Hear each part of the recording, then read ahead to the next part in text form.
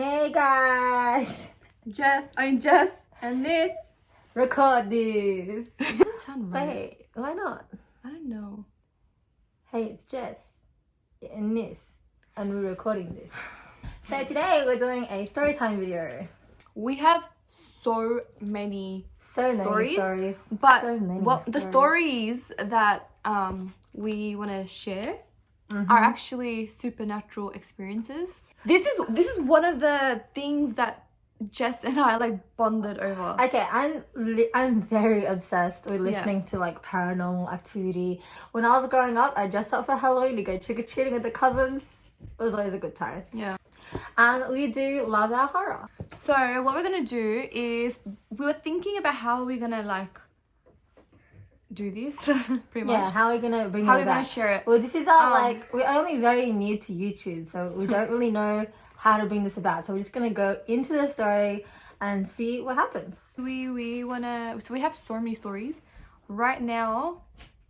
As like our introducing kind of thing, we're gonna share one. Or possibly two, one each. Yeah, we can do that. Well, let's do it. These are true, like this actually happened. Okay, her one, I'll just say creeped me out when I heard it. So if you are easily frightened, I would tell you guys now to leave. Disclaimer. Leave, honey. Okay, so where do I begin? I was... How old was I? I was very young. This was in primary school. So I would have What been... year was it? Maybe you would have been 4. about like 10. Yeah, I was really young. Yeah, let's say year 4. Yeah.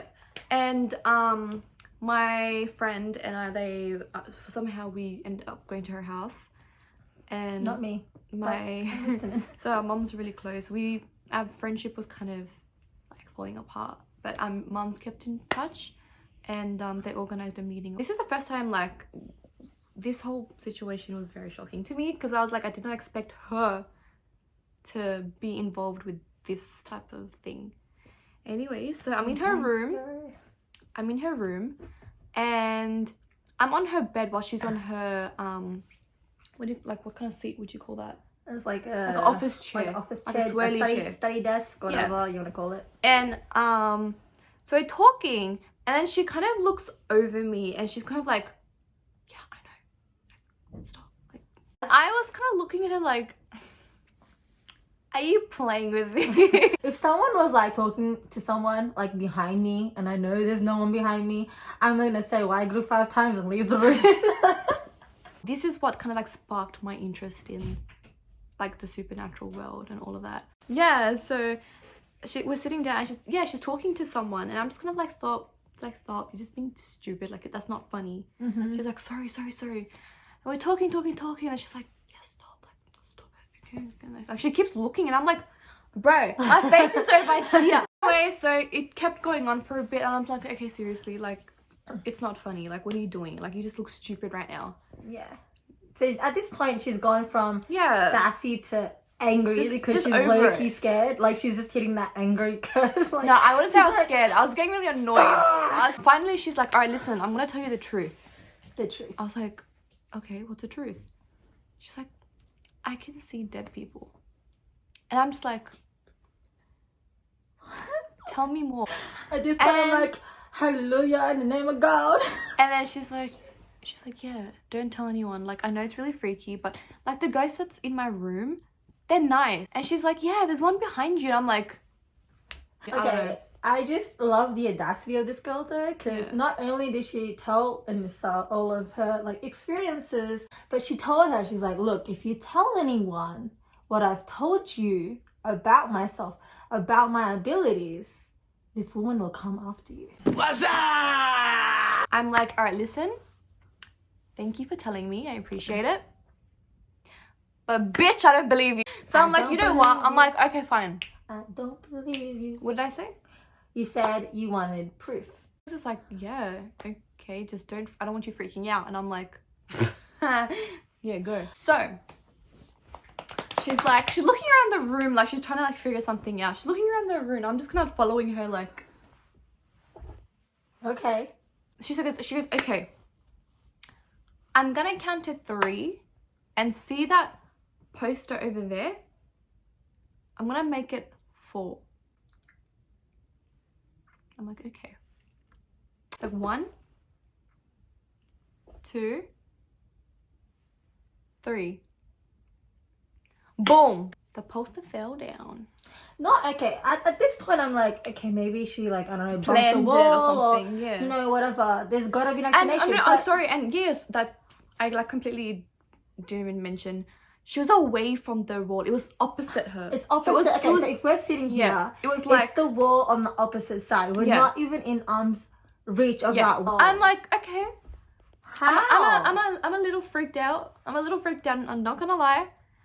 And then I'm like, okay, do it again. You need the second time, right? Yeah, if I'm a doubting Thomas, she's a doubting Thomas times 2. The whole reliability.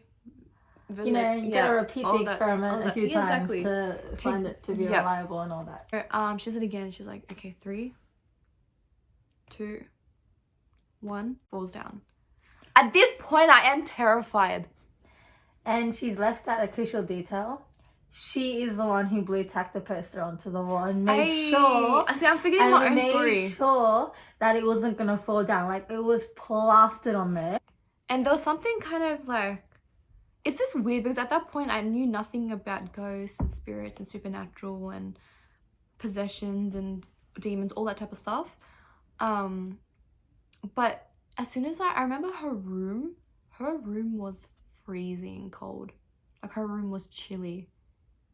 And windows weren't open. Windows weren't open. They were closed. I just remember like wearing a t-shirt. I'm just kind of like, why is it so cold in here? At this point, you wanted to leave. I did want to leave. I felt super uneasy. So many things happening in the world that I don't even feel safe just going for a walk. I'm just like, someone's gonna stab me and no one's gonna know. Like when we leave, they probably will, eh? Yeah. I feel like after this is where everything grew. I truly feel that this passed something onto me. Because before that I had no experiences. Literally from that day, like paranormal activity happening to her like a lot. And it wasn't just like just me thinking it. It was kind of like people observed it as well, which we will actually tell you more about in another story. Yeah.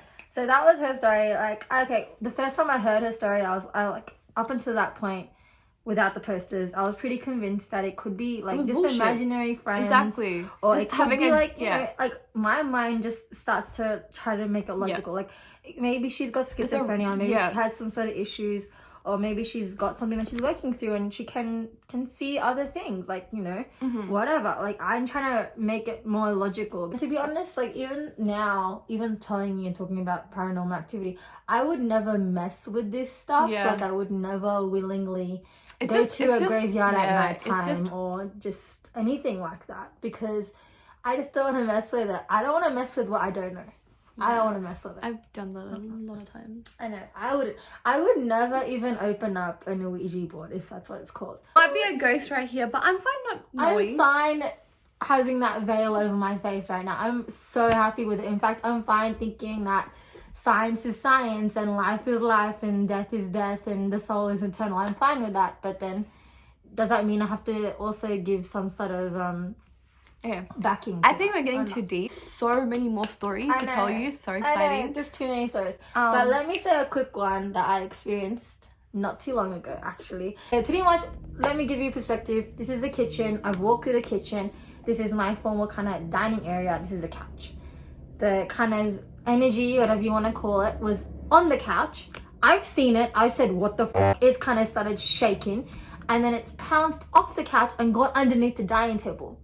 And it moved so much like an animal. And I'm like, at this point, I'm just like, it was like obvious just from like the body language that whatever this was, it was more scared of me than anything else. Because it just... That's crazy. It kind of just sort of like shook so violently and then just pounced and got under the door. But it moved so fast. And I kind of just blinked a few times. I looked on the dining table. I couldn't see it anymore. And I was like, okay, whatever it is gone. Yeah. And I didn't really think anything of it. I just thought, I'm really tired. I'm hallucinating. It's gotta be just, my brain is just in need of sleep, you know? Like, your brain is a wonderful thing.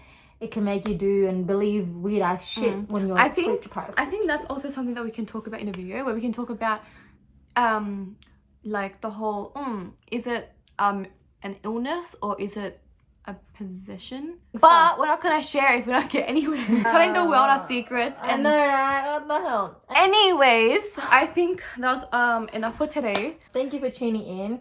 If you have any suggestions, comments, ideas for our next videos, or questions, or tell us about like your experiences. Have you had any experiences? True. What is your experience? Thanks, guys. Bye. Bye. Bye. We'll just be like, come on. Bye. That's not colder.